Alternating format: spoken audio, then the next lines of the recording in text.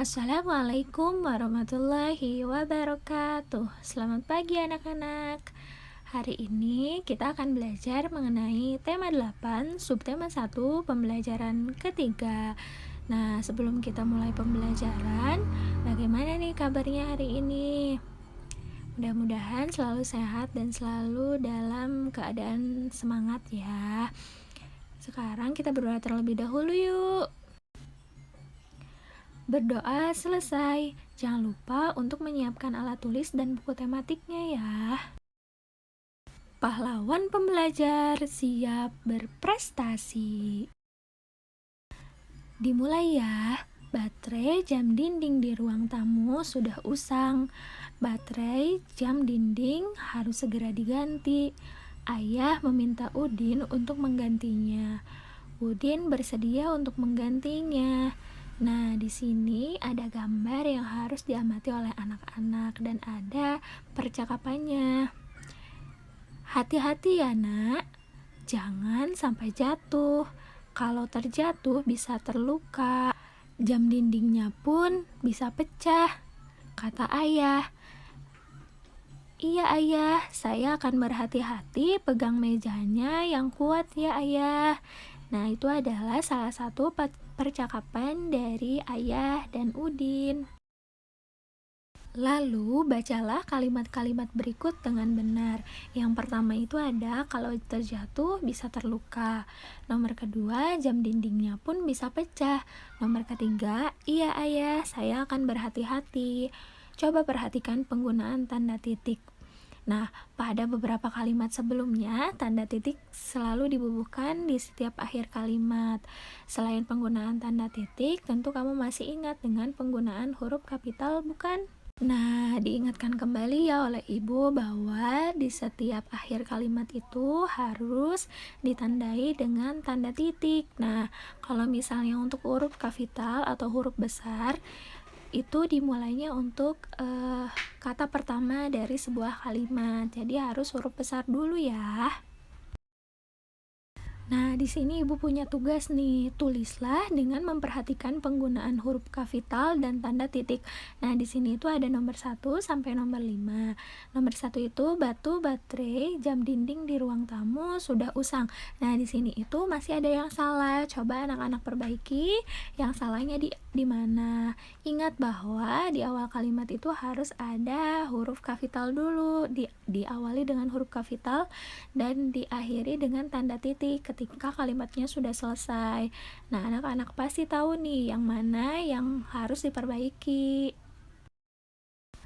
Setelah anak-anak tahu yang salahnya di mana, perbaikilah di kolom yang sudah tersedia.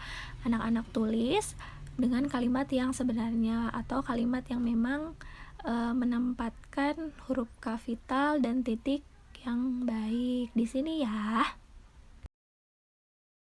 Nah, selanjutnya itu adalah ayo bernyanyi. Perhatikan kembali gambar Udin dan ayah memperbaiki jam dinding.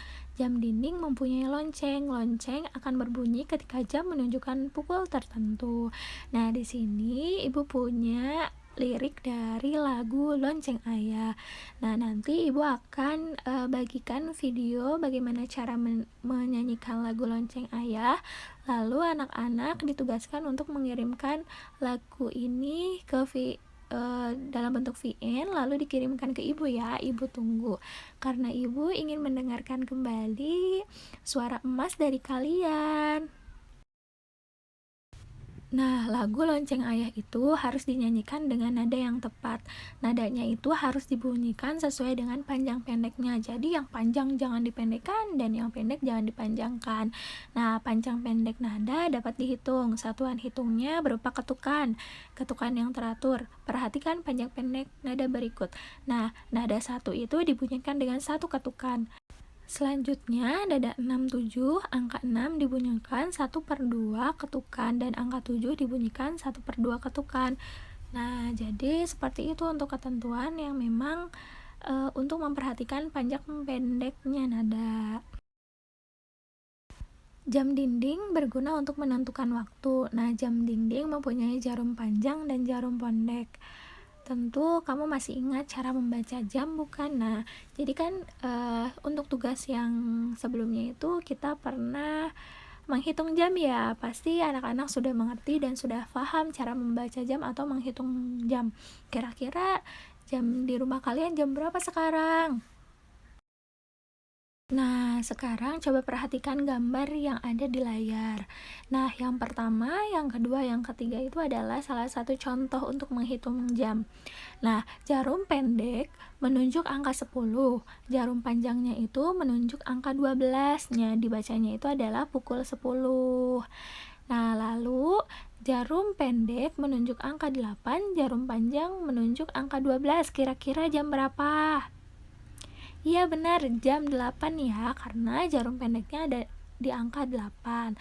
Nah, selanjutnya jarum pendek menunjuk angka 2, jarum panjang menunjuk angka 12. Kira-kira jam berapa? Iya benar, jam 2. Nah, anak-anak sudah mengerti ya. Nah, sekarang coba buka buku tematiknya, perhatikan letak jarum panjang dan jarum pendek pada jam berikut. Nah, menurut kalian jam tersebut menunjukkan pukul berapa? Baca petunjuk di samping atau di buku kalian itu terlebih dahulu. Nah, ini itu memakai satuan 12 jam terlebih dahulu anak-anak. Jadi, ketika jarum pendek menunjuk angka 1, jarum panjang menunjuk angka 12, itu dibacanya pukul 1 karena masih di 12 jam. Nah, berbeda ketika kita akan menghitung dengan 24 jam. Untuk menghitung cara 24 jam nanti kita akan belajar di pembelajaran selanjutnya. Nah, yang kedua, jarum pendek menunjuk angka 3, jarum panjang menunjuk angka 12. Dibaca pukul? Ya benar, anak-anak sudah pintar nih dengan jawabannya. Alhamdulillahirrabbilalamin, pembelajarannya sudah selesai. Mudah-mudahan anak-anak semua, anak-anak di rumah bisa paham dan bisa mengerti ya, dan bisa menghitung atau membaca jam. Misalnya ketika orang tua kalian menanyakan jam berapa nah hari ini, anak-anak sudah bisa jawab karena sudah bisa membaca atau menghitungnya. Nah, sekian pembelajaran hari ini. Jangan lupa 3M, menggunakan masker, mencuci tangan, dan menjaga jarak. Pahlawan pembelajar siap berprestasi. Wassalamualaikum warahmatullahi wabarakatuh.